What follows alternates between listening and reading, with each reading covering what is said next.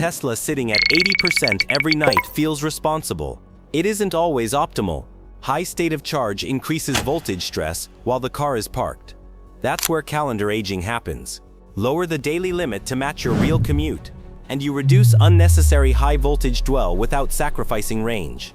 The mistake isn't charging to 80%. The mistake is leaving it there longer than you need to. If you want clarity instead of opinions, subscribe. Stop charging too early in the evening. Finish charging close to departure time. Don't let your Tesla reach 80 or 90% at 9 p.m. and sit there until morning. Calendar aging is driven by time, voltage, and temperature. When your battery remains at elevated state of charge for hours, small chemical side reactions continue inside the cells. This isn't dramatic, it's gradual, but time at high voltage matters. Independent battery aging research consistently shows that higher storage SoC combined with time accelerates long-term degradation trends. You can see this clearly in published studies such as the DLR lithium-ion aging analysis. That research reinforces a simple principle. Storage conditions shape aging more than most owners realize. Use scheduled charging or scheduled departure in the car or the Tesla mobile app. Set your completion time to align with when you actually leave. Let the onboard charger bring the pack to your target percentage shortly before departure instead of hours earlier. Tesla's own owner guidance supports this logic when discussing charging behavior and scheduling. You keep the same range. You don't reduce usability. You simply reduce unnecessary high voltage dwell time.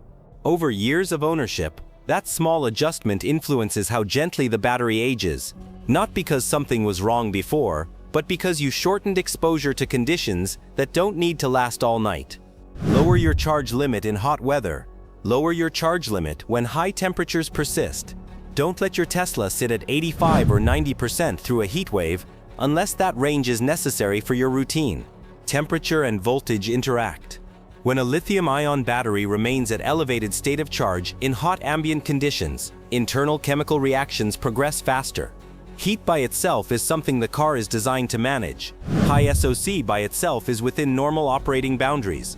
But when both are sustained together for long periods, calendar aging trends accelerate compared to cooler, mid-range storage conditions. This is not a warning sign. Tesla's thermal management system continuously monitors pack temperature. Liquid cooling circulates through the battery, and in many models, a heat pump supports overall thermal stability. The system is engineered to keep the cells in safe limits. Still, safety margins are not the same as long-term optimization. Over time, repeated exposure to higher voltage at higher temperature increases incremental wear at a chemical level. Reduce your daily limit by 5 to 10% during prolonged hot periods. If your normal pattern is 75%, consider 65 to 70% when ambient temperatures remain consistently high. If your commute allows it, even a modest reduction reduces the overlap between heat and elevated voltage. Park in shaded areas or inside a garage when possible. Avoid leaving the vehicle fully charged in direct sunlight for extended hours. If you know the car will sit through peak afternoon heat, consider finishing charging closer to departure rather than hours earlier. You are not limiting capability, you are narrowing exposure. Heat acts as a multiplier. Over years of ownership, small exposure differences influence the slope of capacity retention. Control charge level, timing, and environment, and the long-term behavior of the pack becomes more stable and predictable without changing how you drive. Check your battery type before changing anything. Open software and confirm your high-voltage battery type before you adjust a single charging setting. Don't apply charging advice without knowing which chemistry is inside your pack. Lithium iron phosphate (LFP) and nickel-based batteries such as NCA or NCM behave differently at higher state of charge. LFP cells have a flatter voltage curve and operate at a slightly lower maximum voltage. Nickel-based chemistries reach higher voltage near full and are more sensitive to prolonged time spent there when full range isn't necessary. That difference changes daily strategy. For LFP-equipped vehicles, Tesla has publicly recommended charging to 100% regularly, including about once per week, to support accurate battery management system calibration and range estimation. This guidance has been covered in industry reporting based on Tesla's documentation. Reaching 100% in an LFP pack isn't about pushing limits. It helps the BMS maintain an accurate understanding of available capacity. Nickel-based packs follow a different logic. If you don't need maximum range daily, keeping the battery in a moderate SOC window reduces time at peak voltage. That's where optimization matters most for those chemistries. The real mistake isn't overcharging, it's misapplying chemistry rules. Check once. Confirm what your Tesla uses. Then follow a consistent charging pattern that matches how that battery is designed to operate. Over the long term, clarity eliminates unnecessary adjustments. When you understand the chemistry in your car, you replace guesswork with control. If this kind of clarity helps, subscribe for more no-fluff Tesla guidance. Stop blaming driving style first. Shift your focus from how you drive to how your Tesla sits. Stop assuming that quick acceleration, dual motor torque, or strong regenerative braking is silently shortening your battery's life. For most owners with moderate daily mileage, calendar aging plays a larger role in long-term degradation than driving style. Calendar aging is influenced by time, voltage, and temperature. It continues whether the car moves or not. A brief surge onto a highway or normal regenerative braking event operates within the vehicle's design limits. Cycle aging, on the other hand, comes from energy throughput. How much total charge flows in and out of the pack?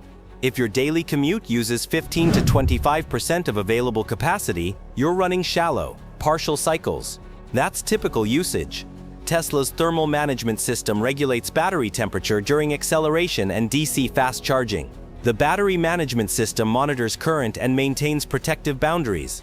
The pack is engineered for normal spirited driving within those limits. Where your battery spends most of its life is parked. Sitting overnight in a garage, parked at work, idle in a driveway at a fixed state of charge for hours at a time. If that SOC is higher than required for your routine, the pack remains at elevated voltage longer than necessary. That extended dwell time quietly shapes aging trends more consistently than occasional high-power output. This isn't a reason to ignore sensible driving habits. It's a shift in priority. Focus first on storage conditions, voltage level, timing, and temperature.